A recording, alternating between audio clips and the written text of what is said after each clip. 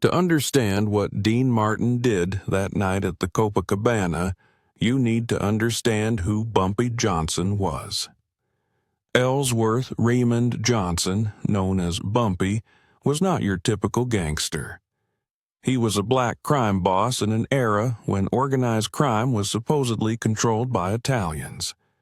Bumpy had built an empire in Harlem through intelligence, ruthlessness, and an uncanny ability to navigate the complex racial politics of 1950s New York. Bumpy controlled the numbers rackets, the drug trade, and most importantly, the entertainment venues in Harlem. The Apollo Theater, the Cotton Club, every major club where black performers worked, Bumpy got a piece. It was how things worked. You didn't perform in Harlem without Bumpy's blessing. Frank Sinatra, being Frank Sinatra, thought the rules didn't apply to him. In late 1958, Frank started booking acts directly into the Apollo Theater, bypassing Bumpy's organization entirely. Frank was trying to help young black performers get better deals, get paid fairly, not have to kick money up to criminals. Noble intentions. But in Bumpy Johnson's world, noble intentions meant nothing. You respected the system or you faced consequences. Bumpy sent word to Frank through intermediaries. Stop booking acts in Harlem or there would be problems. Frank, being Frank, ignored the warnings. He had connections to the Italian mob through Sam Giancana. He figured those connections would protect him. Frank didn't understand that in Harlem, Bumpy Johnson's word was law. Even the Italians knew better than to challenge Bumpy on his home turf. So Bumpy decided to deliver his message personally. November 12, 1958. The Copacabana was packed. Frank was in the middle of his second show singing "I've Got You Under My Skin" to a rapturous crowd. Sammy Davis Jr. was at a front table with Joey Bishop. Dean Martin was at the bar, nursing what looked like a whiskey but was probably ginger ale. At 11:30 p.m., Bumpy Johnson entered through the kitchen. The staff recognized him immediately and stepped aside. Nobody stopped Bumpy Johnson. Nobody was that stupid. Bumpy was 53 years old, impeccably dressed in a charcoal suit that probably cost more than most people made in a month. He moved with the confidence of a man who'd never been challenged and survived every challenge that came. His crew spread out through the club. They weren't obvious about it, but trained eyes could see them taking positions at strategic locations. Near the exits, near the stage, creating a perimeter. Sammy noticed first. He leaned over to Joey Bishop and whispered, "We've got a problem." Joey followed Sammy's gaze and went pale. "That's Bumpy Johnson. What's he doing here?" Frank, on stage, hadn't noticed yet. He was mid-song, lost in the performance, but the band noticed. The conductor's hands were shaking. Dean Martin at the bar turned when he heard the whispered name. He watched Bumpy take a seat at a prime table that had mysteriously become empty, the previous occupants having suddenly decided to leave. Dean had never met Bumpy Johnson, but he knew who he was. Everyone in the entertainment business knew who Bumpy was. And Dean's instincts, honed from growing up in Steubenville, Ohio, around men just like Bumpy, told him exactly why Bumpy was here. Frank finished his song to enthusiastic applause. As the applause died down, Bumpy Johnson stood up. He didn't say anything, didn't make a scene, just stood up and looked at Frank. The message was clear. Frank saw him. Everyone saw Frank see him. Frank's face went through several emotions in quick succession. Confusion, recognition, fear. Then that Sinatra pride kicked in, and Frank's jaw set. He was about to do something stupid, probably invite Bumpy to leave or make some wise guy comment that would get everyone killed. Dean moved before Frank could speak. He stood up from the bar and walked directly toward Bumpy's table. Sammy hissed, "Dean, what are you doing?" But Dean didn't stop. He walked right up to Bumpy Johnson's table and said, loud enough for nearby tables to hear, "Mr. Johnson, I'm Dean Martin. I don't believe we've met." Bumpy looked at Dean with eyes that had seen everything and been impressed by nothing.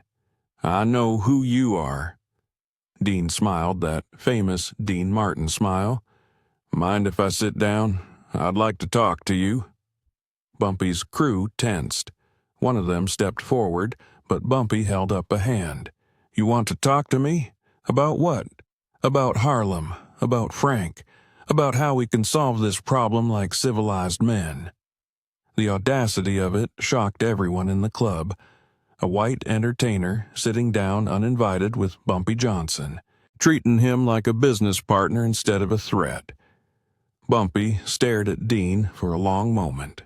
Then, to everyone's surprise, he gestured to a chair. "Sit."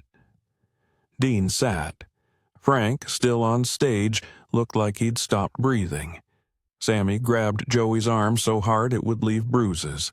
The club was silent. Dean leaned forward. "Mr. Johnson, I understand Frank's been stepping on your territory. He didn't mean any disrespect. Frank's just trying to help performers get fair deals." Bumpy's expression didn't change. "Fair deals? In my clubs? Without asking me?" "Yeah, that was dumb," Dean agreed. "Frank does dumb things sometimes, but his heart's in the right place." "His heart," Bumpy said slowly, "is going to get him hurt. You understand what I'm saying?" "I understand completely," Dean said. "And I'm here to tell you that's not going to happen tonight, because we're going to work this out." Bumpy leaned back in his chair. "How you figure that?" Dean took a breath. "Frank stops booking acts directly, but you let him recommend performers.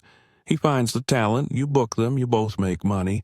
Frank gets to help people, you keep control of your territory, everybody wins." "Why would I agree to that?" "Because the alternative is you hurt Frank, and then Sam Giancana has to respond, and then you have a war nobody wants. Or Frank hurts you, which isn't going to happen, but let's say it does. Then you've got federal heat coming down on Harlem. Either way, it's bad for business." Bumpy's eyes narrowed. "You know who you're talking to?" "I grew up in Steubenville, Ohio, Mr. Johnson. I know exactly who I'm talking to. I'm talking to a businessman who's built something impressive in a world that didn't want him to build anything. I respect that. Frank respects that, even if he's too stubborn to show it properly. So let's not let pride destroy what could be a profitable arrangement." For the first time, Bumpy Johnson smiled. It wasn't a friendly smile. It was the smile of a predator recognizing another predator. "You got some balls, Dean Martin, walking up to my table like this." "I prefer to think of it as common sense," Dean said. "Violence is bad for everyone's business. Frank can't perform if he's in the hospital. You can't make money if the feds are crawling all over Harlem. But if we work together, everyone profits." Bumpy was silent for a long moment. His crew watched, waiting for a signal. Frank stood frozen on stage. Sammy was praying quietly. Finally, Bumpy spoke. "Here's what's going to happen. Frank stays out of Harlem unless I invite him. Any acts he wants to recommend, they go through me. I book them, I set the terms, I take my cut. Frank gets a finder's fee, 10%. 20, Dean said immediately. Bumpy's eyebrows raised. "You're negotiating with me?" "I'm facilitating a business arrangement," Dean corrected. "Frank's recommendations are valuable. He's got an eye for talent. 20% is fair." Bumpy stared at Dean for what felt like an eternity. Then he laughed. A real laugh, deep and genuine. 15%, and Frank sends me a case of Jack Daniels as an apology for disrespecting me. Dean stood up and extended his hand. "Deal." Bumpy looked at Dean's extended hand. Nobody shook hands with Bumpy Johnson unless Bumpy offered first, but Dean stood there, hand out, waiting. After a moment that seemed to last forever, Bumpy Johnson stood up and shook Dean Martin's hand. The entire club exhaled. Frank nearly collapsed on stage. Sammy later said he'd never been so scared in his entire life. Dean walked back to the bar like nothing had happened. Bumpy and his crew left the way they came, through the kitchen. Frank somehow managed to finish his set, though his voice was shaken. After the show, Frank grabbed Dean in his dressing room. "Are you out of your mind? Do you know what could have happened?" Dean poured himself a real drink this time. "Yeah, I know, but it didn't happen. We worked it out." "Worked it out? You negotiated with Bumpy Johnson like you were buying a car. He's a businessman, Frank. You treat businessmen with respect. You can usually work something out." Sammy came in, still shaken. "Dean, that was the craziest thing I've ever seen. You could have been killed. We all could have been killed." Dean shrugged. "But we weren't. And now Frank's got a deal with Bumpy, which means everyone can make money and nobody has to die. Seems like a good outcome to me." Frank sat down heavily. "How did you know he wouldn't just shoot you?" "I didn't," Dean admitted. "But I figured he was here to send a message, not start a war. If he wanted Frank dead, Frank would already be dead. Bumpy came here to establish dominance, to make Frank bend the knee. So I gave him a way to do that without anyone losing face." Sammy shook his head in wonder. "You gave him a way to win without violence. You understood what he wanted better than he did." "I grew up around guys like Bumpy," Dean said. "They want respect more than anything. You show them respect, treat them like equals instead of criminals, they respond to that. Bumpy's a smart man who built an empire from nothing in a racist world. He deserves respect. I just gave it to him." The deal Dean brokered that night held for years. Frank did indeed send Bumpy a case of Jack Daniels, along with a handwritten note apologizing for the misunderstanding. Frank started recommending acts to Bumpy, who booked them into Harlem venues. Everyone made money. And, most importantly, nobody died. Bumpy Johnson and Dean Martin never became friends exactly, but they had a mutual respect. When Dean performed in New York, Bumpy would sometimes send a bottle of champagne to his dressing room. Dean would send a thank you note. Years later, after Bumpy died in 1968, Dean was asked about him in an interview. The interviewer expected Dean to distance himself from the notorious crime boss. Instead, Dean said something that shocked everyone. "Bumpy Johnson was one of the smartest men I ever met. He built a business empire in a world that was rigged against him. He took care of his community. He had a code. You knew where you stood with Bumpy. That's more than I can say about a lot of legitimate businessmen I've dealt with." Frank Sinatra never quite understood what Dean had done that night. Frank operated through connections and power plays. Dean operated through empathy and understanding. Frank would have tried to face down Bumpy through strength. Dean diffused the situation through respect. Sammy Davis Jr., on the other hand, understood completely. Years later, Sammy told a story about that night at the Copa. He said, "Dean Martin walked up to the most dangerous man in New York and treated him like a human being instead of a monster. That took more courage than anything I've ever seen, and it worked because Dean understood something the rest of us didn't. Everyone wants to be respected, no matter who they are or what they do." The story of Dean Martin and Bumpy Johnson at the Copacabana became legend in entertainment circles.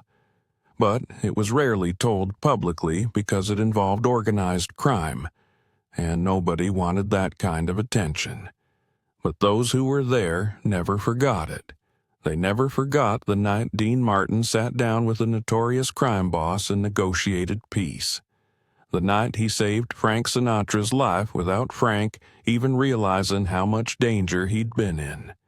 The night he proved that sometimes the bravest thing you can do isn't fight, it's talk. What Dean did that night wasn't just about business or survival, it was about understanding human nature.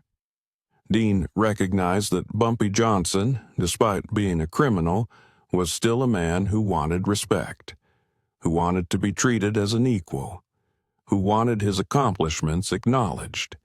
And Dean gave him that. No judgment, no fear, just respect. That's the real Dean Martin legacy, not the songs or the movies or the Rat Pack legend. But the moments when he saw the humanity in people everyone else was afraid of, when he used empathy as a weapon more powerful than violence, when he proved that understanding someone is more effective than fighting them. Frank Sinatra had connections to the mob. Sammy Davis Jr. had navigated racism his entire career. But Dean Martin, the kid from Steubenville who grew up around bookies and hustlers, understood something they didn't. Criminals are people too. Treat them with respect, acknowledge their reality, and you can work with them. That night at the Copacabana, Dean Martin didn't just save Frank Sinatra. He showed everyone in that club a different way of handling conflict, a smarter way, a braver way. And Bumpy Johnson, one of the most dangerous men in America, respected him for it.